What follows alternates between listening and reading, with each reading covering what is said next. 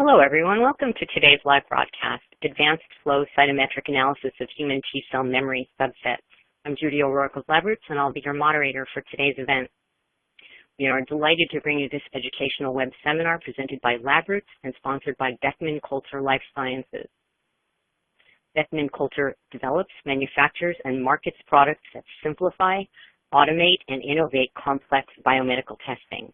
More than 275,000 Beckman Coulter systems operate in both diagnostics and life sciences laboratories on 7 continents. For 80 years, Beckman Coulter's products have been making a difference in people's lives by improving the productivity of medical professionals and scientists, supplying critical information for improving patient health, and delivering trusted solutions for research and discovery. For more information, please visit beckmancoulter.com. We have a few important announcements before we begin. This webcast is designed to be interactive, and we encourage you to ask questions during the event. You can submit questions by typing them in the Q&A box, which can be found by clicking on the green Q&A button at the lower left of the presentation window. We'll try to answer as many questions as we can. You can enlarge the slide window by clicking on the screen icon in the lower right-hand corner of the slide window. If you have any technical problems viewing or hearing this presentation, please click on the support button at the top right of your presentation window, or submit your problem through the green Q&A button lower left. I would now like to introduce today's speaker, Dr. Nicole Weit. Dr. Weit works for Beckman Coulter Life Sciences as a senior application scientist. Together with her team, she supports and provides guidance to customers in their transition to higher complexity cytometry applications in the field of both clinical and research-related applications. I will now turn it over to Dr. Nicole Weit for her presentation. Thank you, Judy, for the nice introduction, and thanks everyone for logging in today.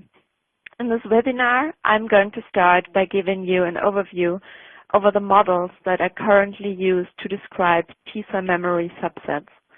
I will also explain to you the marker selection we used for our 13-color T-cell subset analysis, and I will outline the rationale we had for our choice of fluorochromes. Finally, I will show you some real-life flow data, and I will describe also the gating strategy for you. All the reagents and instruments used for this work are for research use only. So, T lymphocytes develop from bone marrow derived precursors. Most of the developmental steps occur in the thymus, where T cells are selected for their ability to recognize antigen presented by self-MHC molecule, but where at the same time cells that react too strongly to self-MHC are also selected against to avoid autoimmunity. At the end of the thymic T-cell differentiation path, we have the 3 major T-cell subsets: CD8 positive cytotoxic T-cells, CD4 positive T helper cells, and also CD4 positive CD25 bright regulatory T-cells. These cells then leave the thymus and enter the peripheral blood and other peripheral tissues as recent thymic emigrants. These cells are purely naive in that they have never encountered antigen and, as a mature cell, have never undergone proliferative processes. Once these cells encounter their specific antigen in the periphery, under the correct co-stimulatory conditions, they start to proliferate and to differentiate towards different T-cell effector subsets.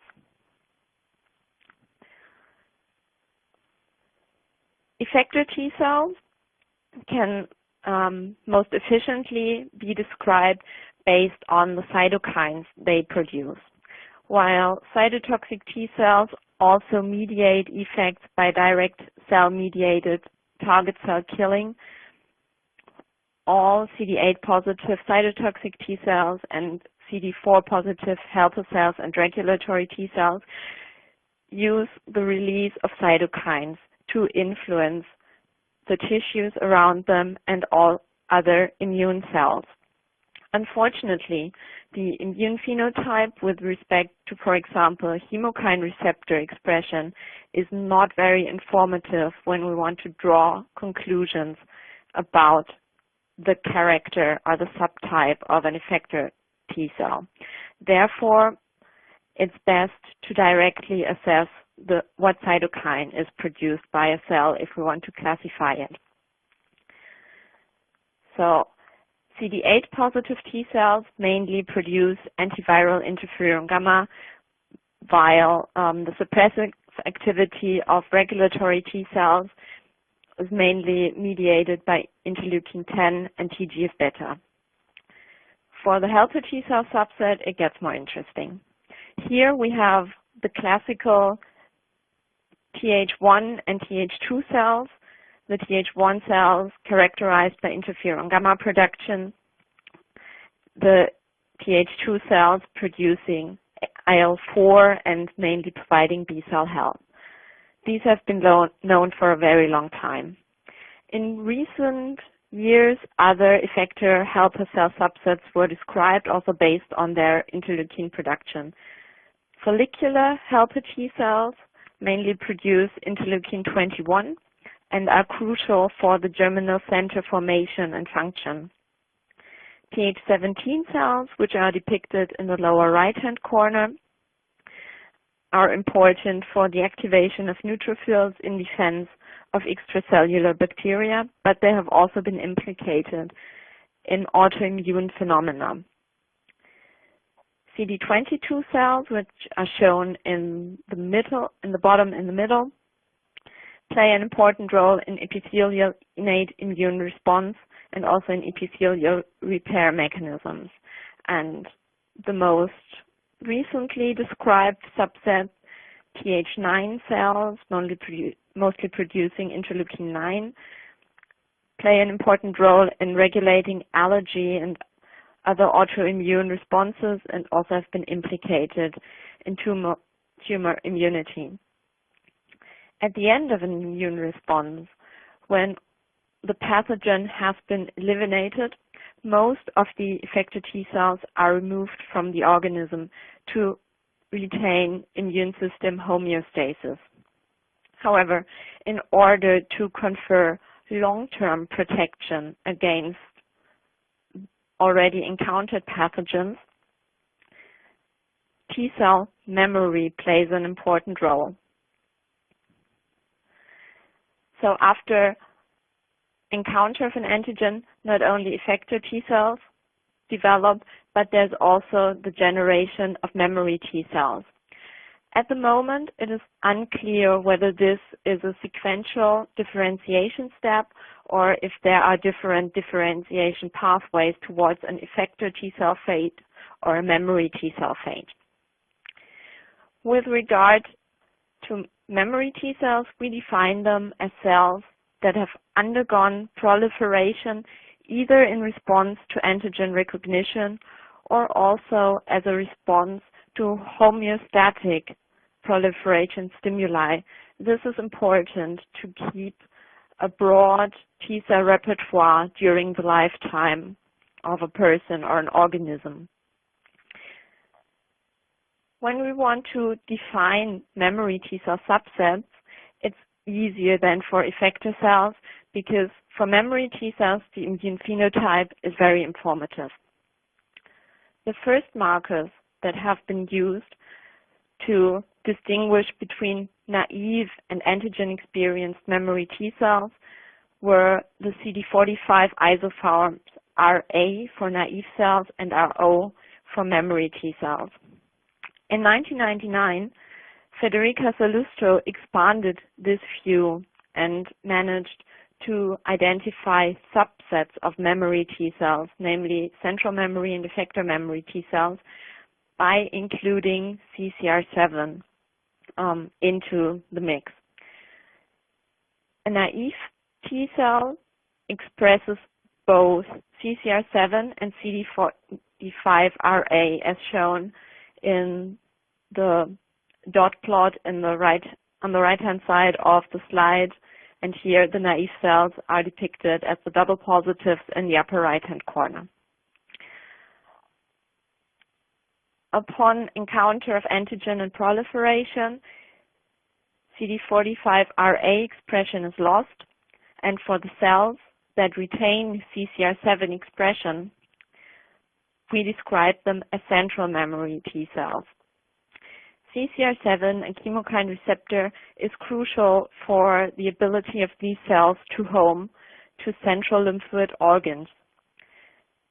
Central memory T-cells are also characterized by high proliferative potential. However, for them to display any kind of effector functions like cytokine production, they need a couple of even days after restimulation.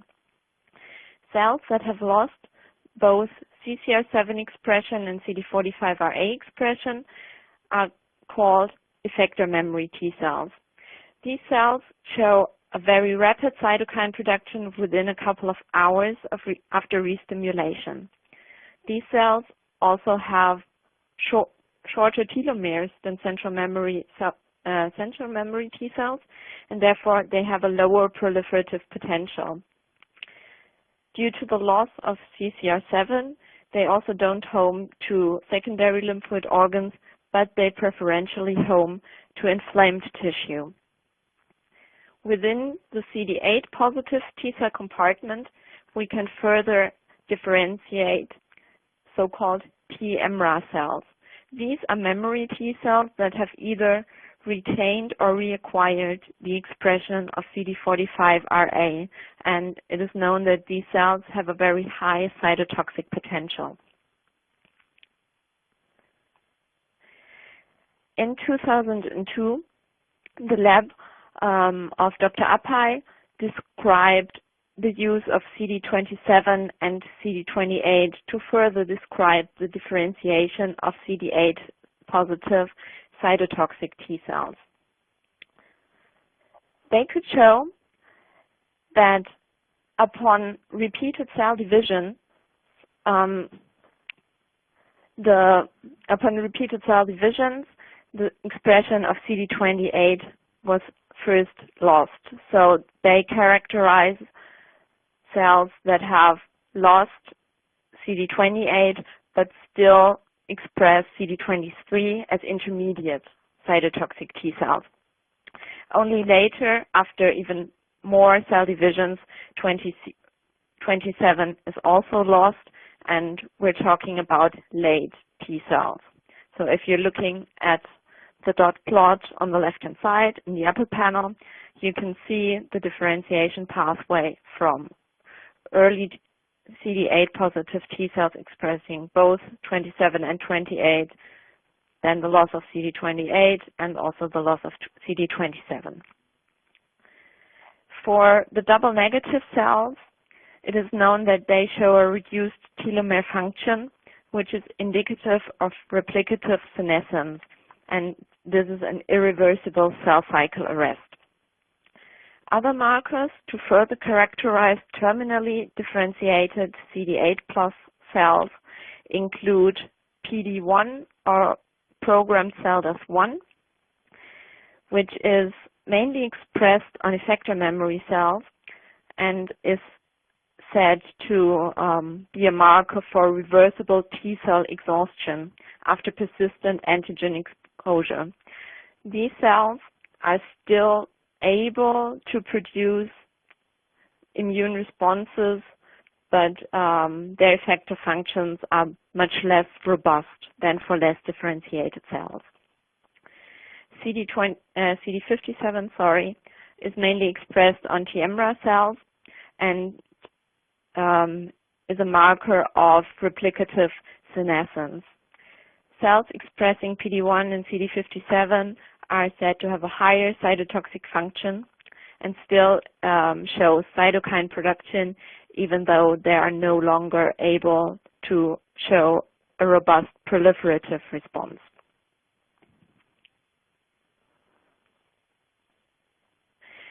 together with Matthias Streib from the Charité in Berlin and the One Study group, who looked at immune monitoring after solid organ transplantation, we designed a dry DuraClone backbone panel to identify memory T-cell subsets.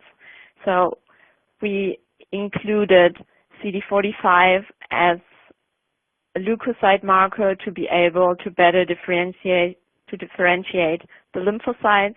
We have a backbone of CD3, 4, and 8 to identify the basic T-cell subsets. We're using CD45RA and CCR7 to discriminate between naive, central memory, effector memory, and TMRA cells.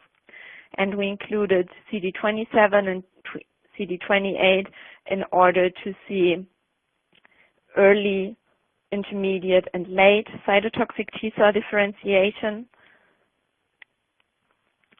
And we included CD57 and PD1 for markers of proliferative senescence and T-cell exhaustion, respectively. In order to make our panel more largely applicable, and also because we had a 13-color instrument, we added more markers as liquid drop-ins. We decided to add CD25 and CD127 to be able to distinguish regulatory T-cells. And together with CD45RA expression, we can distinguish naive, natural Tregs versus antigen-experienced memory Tregs, which are said to have a higher suppressive capacity.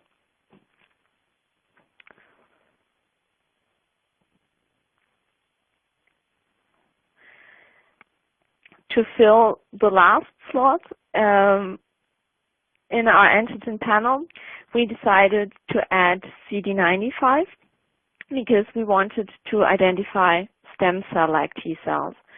This subset was first described in 2011 by the lab of Luca Gattinoni, and they showed that there is a self-renewing T-cell subset with a very high proliferative potential.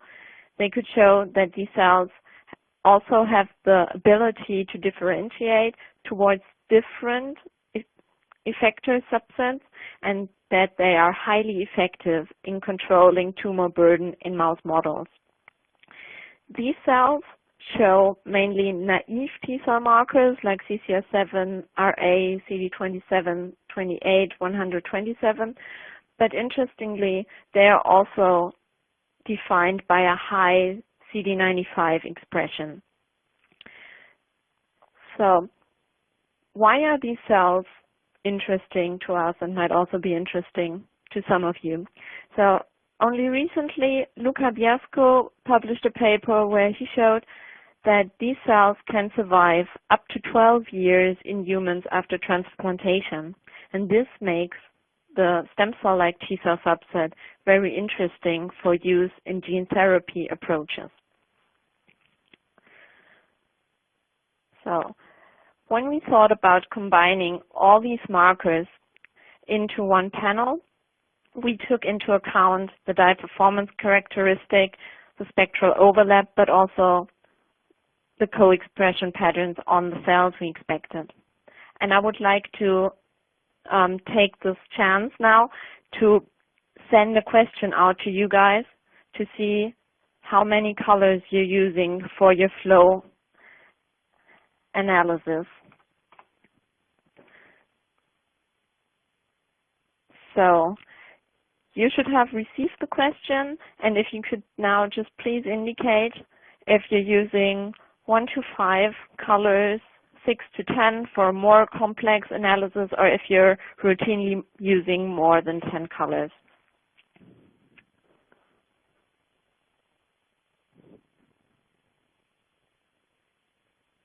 I'll give you a little while longer to submit your answers.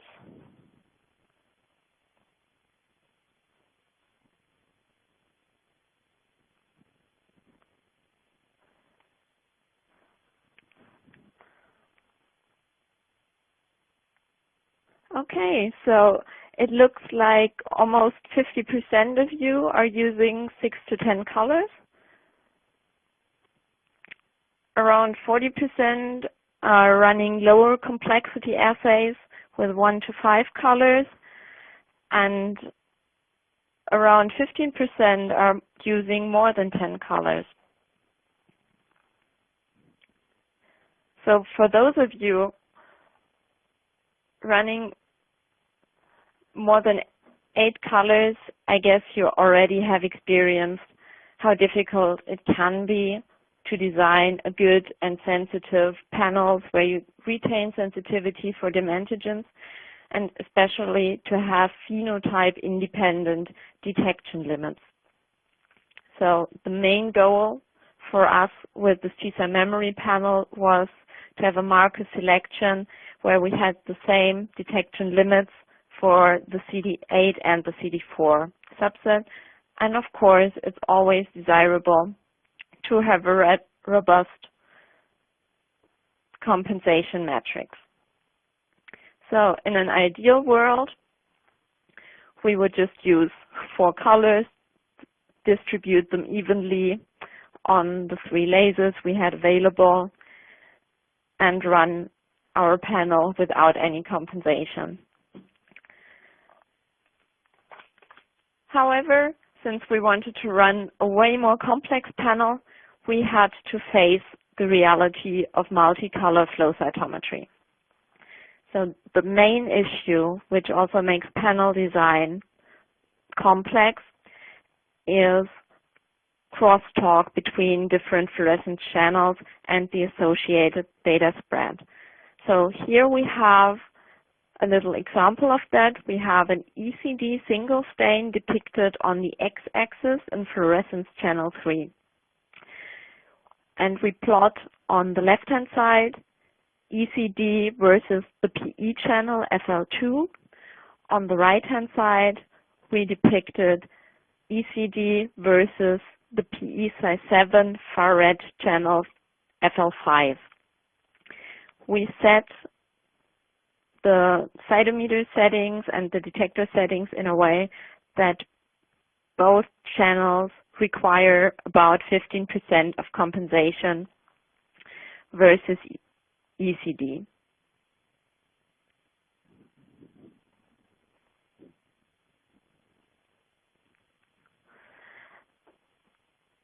So when we apply those 15% of compensation,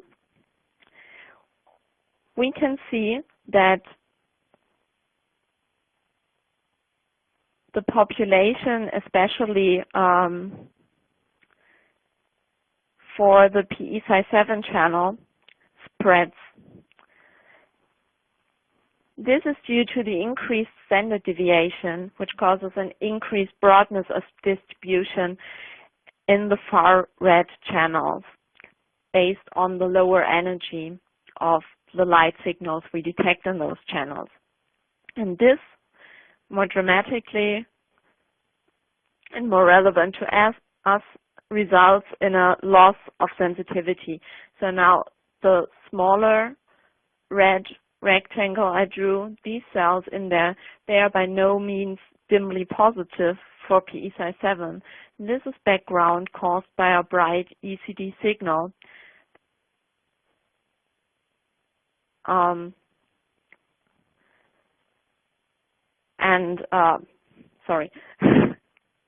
This will result in decreased sensitivity in the otherwise quite bright and sensitive PE size 7 channel. When we compare fluorochromes, they're not all created equal. So we have fluorochromes like nowadays FITSI or Chrome Orange, which are quite dim. We also have with PE and APC fluorochromes that give us a quite bright signal. However, especially when working in a multicolor panel, brighter isn't always better. Dye brightness is actually an ambiguous dye property. So here we have an example where we stained in the upper panel with ECD. In the lower panel, we stained the same marker with Chrome orange. So you can see at first glance, the ECD gives you a much better distribution or distinction between positive and negative. ECD is much brighter in this case. However, for the Chrome orange, you can still distinguish the positive cells from the negative ones.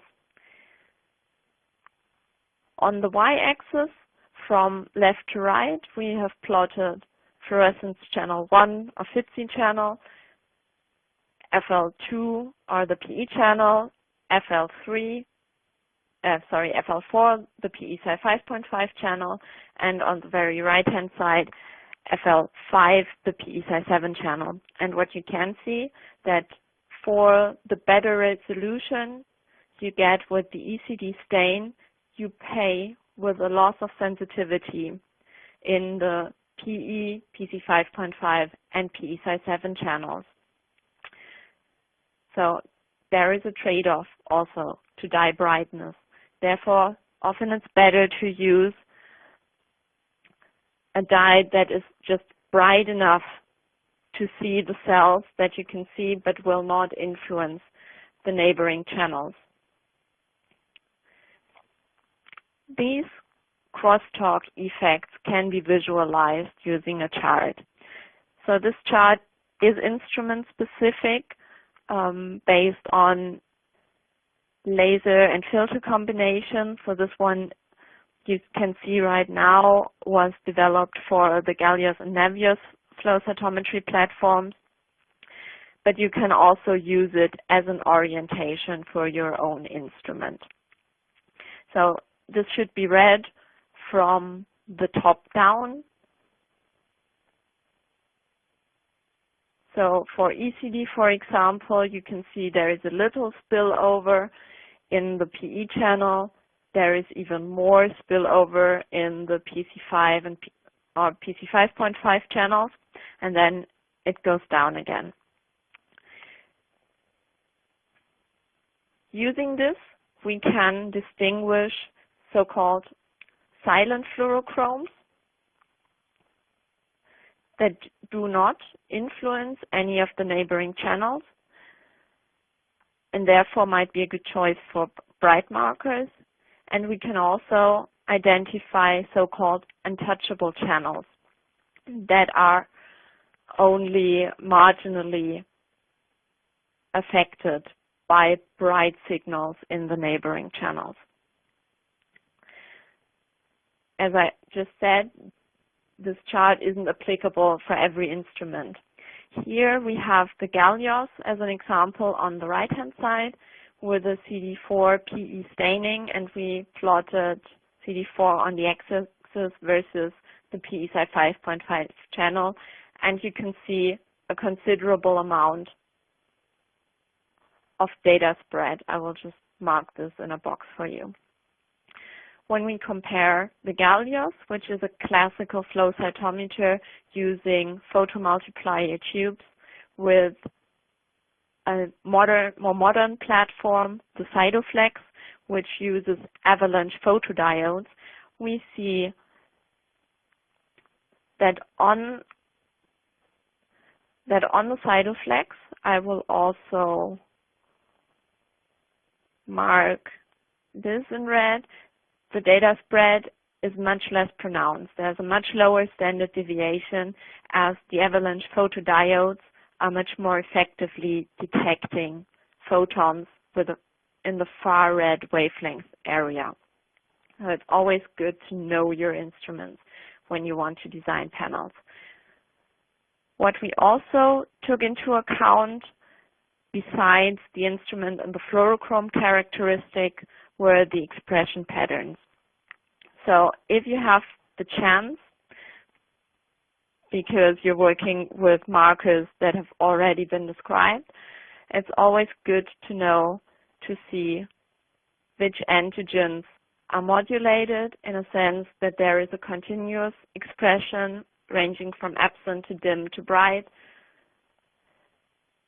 which markers show a discrete expression, and also it's good to know which markers are mutually exclusive and what can be co-expressed. Taking all this into account, we described a number of rules. There are more rules of thumb than hard and fast rules. So we call it old school. Of course, we still start by combining weakly expressed antigens with bright dyes and vice versa. However, we also take into account that weakly expressed antigens work best in channels that are not affected by data spread and crosstalk from the neighboring channels. So we might still combine the not so bright Pacific blue with an activation marker, where we try to put strongly expressed antigens together with dyes that are silent. We can accept a certain amount of spillover between mutually exclusive antigens like CD4 and CD8, for example. But we should avoid spillover if we expect that there is a co-expression, and especially if one of the markers is modulated. So this would go for an activation marker. For example, we should avoid spillover from a gating marker into an activation marker. The parent-descendant rule tells us that if the subset marker shows crosstalk into the gating marker, we can allow for that. That is okay. So for example, if the CD4 shows a strong spillover in the CD3, we will never know because the CD4 positive T-cells are CD3 positive anyway. The positive threshold rule asks us to think about what we really need to be able to define. So we can allow more spillover if we're only interested to see the brightly positive cells. So if we only want to gauge bright versus dim or negative, then we can accept more spillover than for cases where we need to be able to distinguish between negative and dimly positive cells. And last but not least, we should always try to make our compensation matrix as easy as possible and minimize complexity. So for the T-cell memory panel, we decided to combine the CD45 leukocyte marker with the dim and so-called silent chrome orange dye. It's still bright enough to allow us to discriminate the leukocytes from debris. And we can still get a clear lymph gate and it's not contaminated by basophils. By using this combination, we preserve the sensitivity in all the other channels. So for the T-cell markers, we decided to make a so-called silent backbone by placing the CD3, CD4, and CD8 all on the red laser. These are channels and fluorochromes that strongly influence each other, which we could tolerate based on the mutual exclusion of CD4 and CD8. We could also tolerate a spillover from the subset markers CD4 and CD8 into the CD3 channel. And by doing this, we avoid any spillover from the CD4 or CD8 into other channels. So we will have the same detection limits for the cytotoxic and helper T-cell subsets. And this, of course, again, serves our objectives.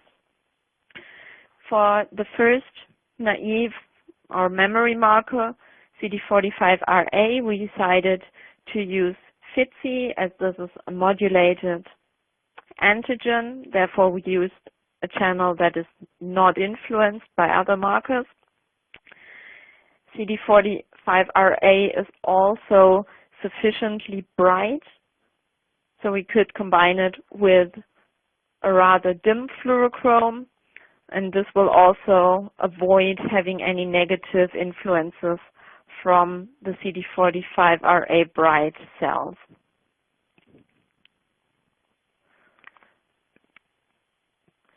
To further differentiate between naive and effector cells, we added CCR7 as a PE conjugate. So there is little crosstalk between FITC and PE on modern digital cytometers. We also have with PE a bright fluorochrome for a chemokine receptor, which are usually not so easy to stain for. On the right-hand side, we can see the CD8 positive T-cells in brown, the CD4 positive T-cells in green, and we can nicely see that the detection limits for CD27 and CD28 are the same for both subpopulations, and for CD28 and CCR7 we also observed the parent-descendant rule, whereas CCR7 positive cells are usually CD28 positive anyway.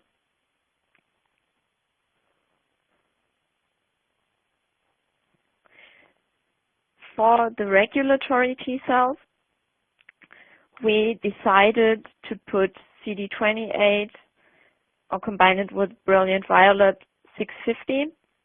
Now, this wouldn't be a suitable combination if we had wanted to use CD25 as an activation marker, as there is some degree of spillover from the CD4 gating marker into the BV650 channel, but we were still nicely able to discriminate the CD25 bright regulatory T cells versus all other cells. When we then placed the CD127 interleukin 7 receptor subunit in the brilliant violet 780 channel, we looked at the co-expression patterns, and as we were looking for cells that were CD25 bright, CD127 negative, we could accept that there is spillover of the CD127 positive cells into the CD25 channel, because we were not interested in these cells for this panel anyway. Now, the following data were all acquired on the Cytoflex. We used 3 out of 4 available lasers, a blue, red, and a violet lasers, and used 13 fluorescence detectors. Most of the reagents were based on a DuraClone Dry Reagent Technology, so this is not a lyophilization, but it's a drying process that will give you tandem conjugates and antibody cocktails that are stable for up to a year at room temperature, and since the cocktail is already dried into the tube, it dramatically minimizes sample prep time. So we first started our gating by looking at CD45 versus site scatter to identify the lymphocytes based on their bright CD45 expression and low site scatter. We then looked at CD3 expression, gating on the CD3 positive lymphocyte, and then went on to look at CD4 versus CD9 to identify helper T cells and cytotoxic T cells, respectively. Okay. We then went on with our analysis looking at the CD4 positive helper T cell subset. On the left-hand side, you can see a plot showing CD4 on the x-axis, CD25 on the y-axis. We already drew a little gate around the CD4 dim, CD25 bright population, so that in the following plots, the regulatory T-cells would show up in black. And we also added a gate CD4 plus, CD25 plus. And for all the cells in the blue gate, we then, on the right-hand side, looked at CD127 expression versus CD45RA. You can see here the CD127 bright cells. These are effector T-cells that we still have here in our gate. And we have in black the CD127 dim cells. And those that are CD45RA positive can be considered naive regulatory T cells. Those in the lower left quadrant are considered to be regulatory T cells that already have undergone a proliferative process.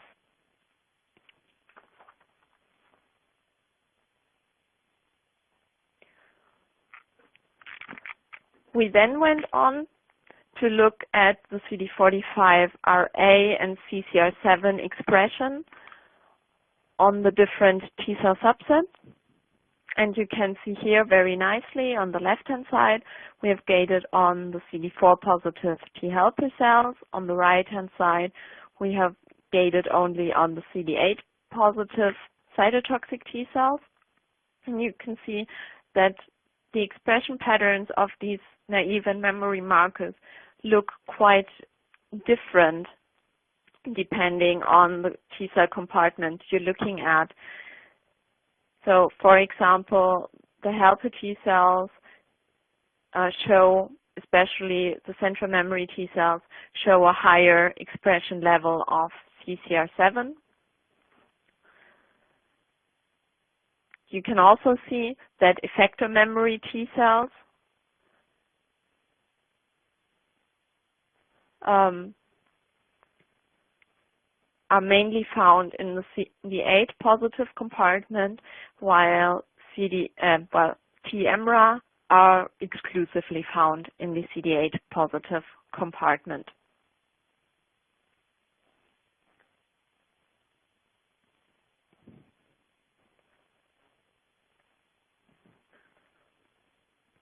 In the next step, we are focusing on the cytotoxic T cells. On the left-hand side, as a reminder, you see again the CD45RA versus CCR7 plot. Here we labeled the naive cytotoxic T cells in green in the upper right quadrant. We have the central memory cells in orange in the upper left quadrant, effector memory cells in brown in the lower left quadrant, T-MRA cells in a dark purple in the lower right quadrant. And then when you have a look at the plot in the middle, you can see CD27 on the x-axis, CD28 on the y-axis.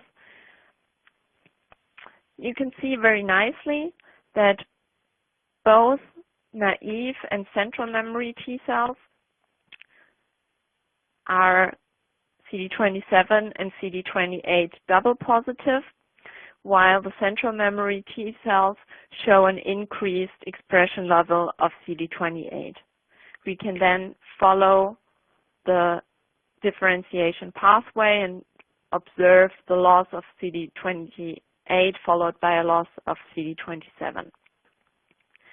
When we look at the right-hand side, we can see very nicely that naive T cells shown in green express neither CD57 to a great extent nor PD1, which is here labeled as CD279. We can see that the central memory T-cells do acquire PD1 expression. We can see that the exhausted T-cell subset that also expresses CD57, a marker for replicative senescence, mainly consists of effector memory T-cells, and you can see the TMRA cells that are mainly CD57 positive in the lower right.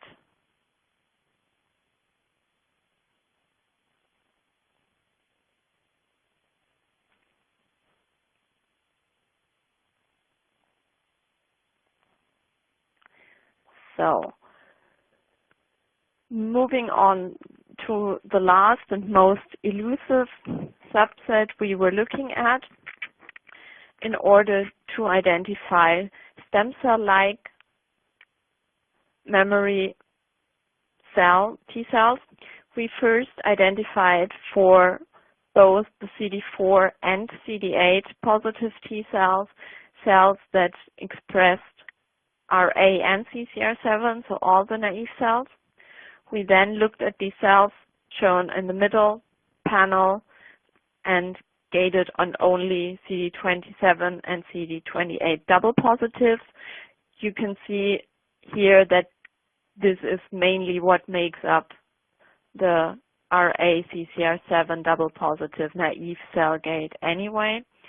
And then we moved on to see how many cells of the RA-CCR7 27, 28 positives also had high levels of the Fas molecule CD95. So,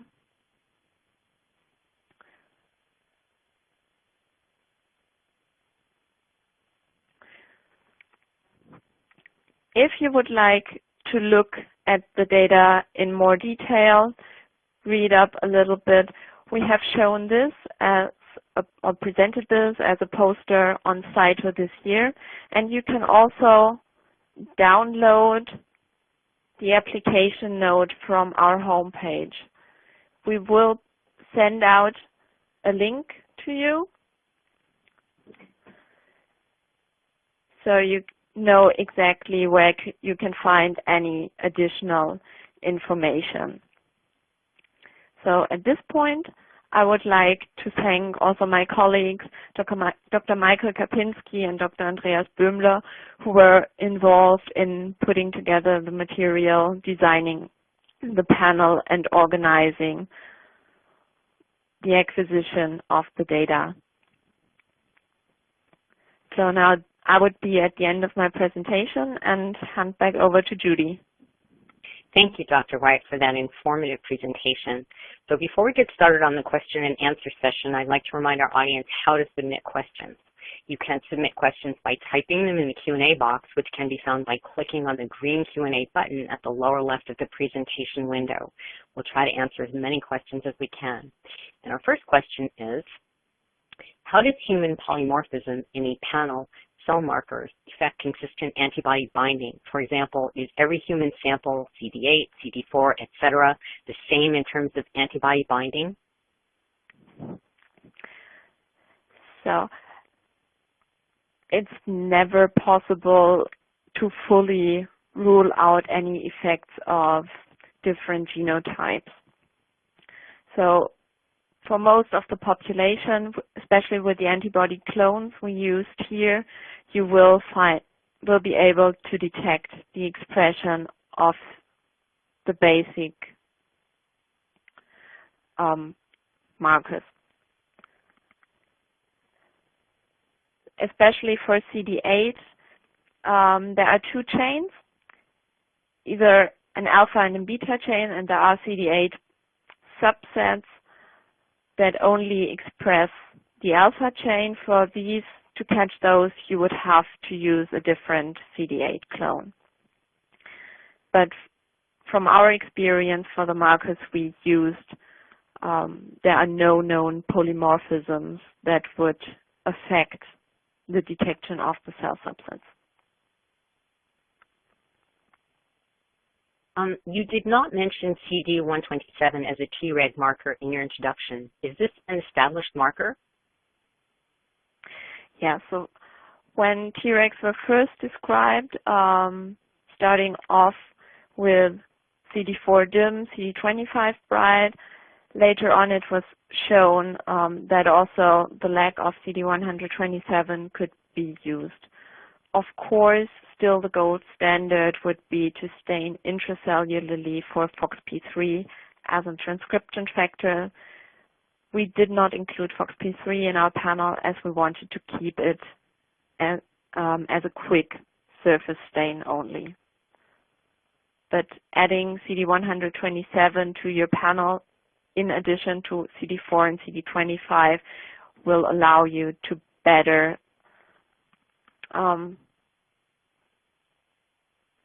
identify the regulatory T-cells. Okay. If you have a dye spillover with a bright fluorochrome, couldn't you just dilute your antibody further to prevent spillover? The spillover is independent of the expression density of your antigen. So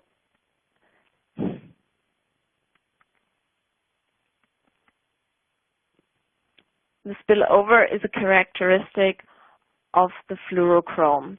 You could dilute your antibody to make your signal dimmer, so the spillover is less obvious. However, if you work in an antibody range where you don't saturate all antigen on the cell, you also run the risk of losing dimly positive cells. So if you want to do this, you need to be very careful about it. And I would recommend avoiding having to do this if possible for the panel design. Thank you. It appears more questions are coming in, so I'm going to pause for just a moment to allow them to come through the system. And here's another one.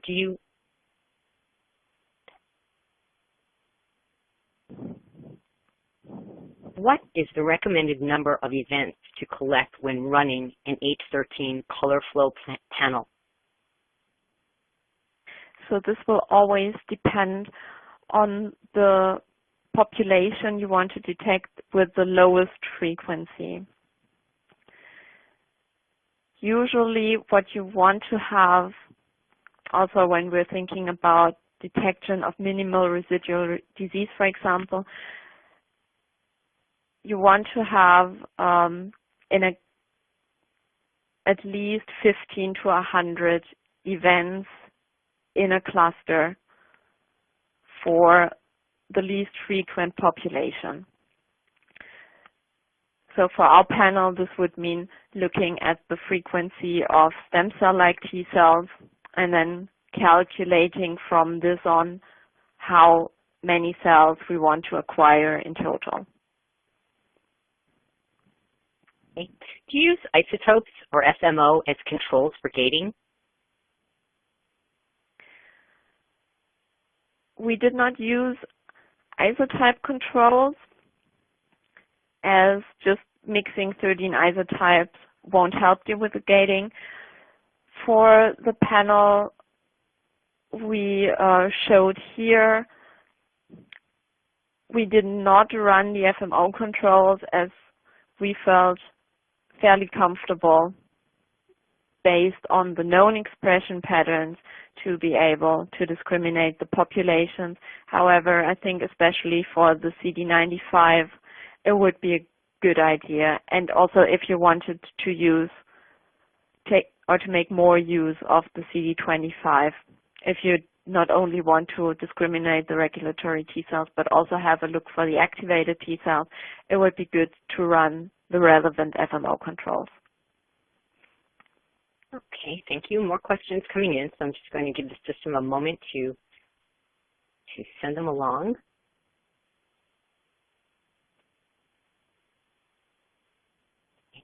Can the technique used for analyzing, let's see, you will need to interpret this one. Can the technique be used for analyzing mouse memory T-cells? The expression patterns, or there are different markers used, therefore it would not be possible to directly use this panel for a murine model.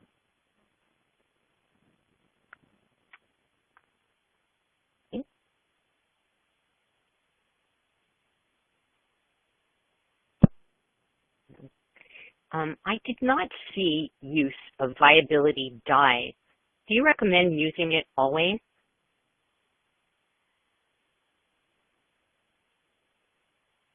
So we did not use it because we had access to fresh samples. If you know you're going to analyze samples that have been shipped, for example, by mail, or if you're using samples from patients that are undergoing treatment, so where there is a risk of the cells dying faster from the treatment, then it would be certainly a good idea to add a live dead stain.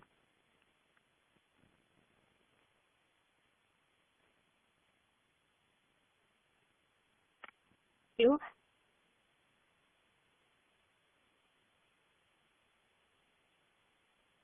And we're just going to pause another second.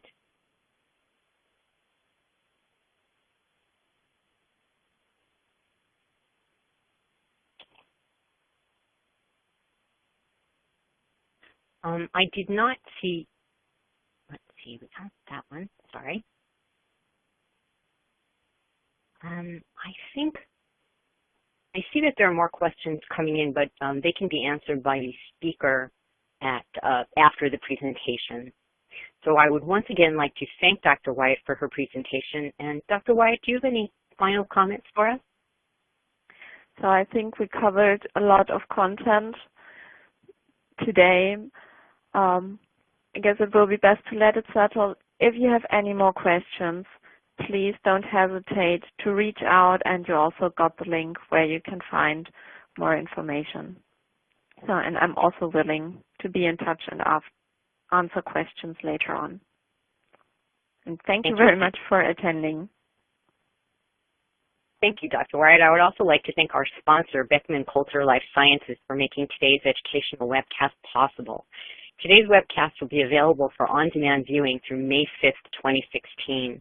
You will receive an email from LabRoots alerting you when this webcast will be available for replay, and we invite you to forward that announcement to your colleagues who may have missed today's live event. See you next time. Goodbye.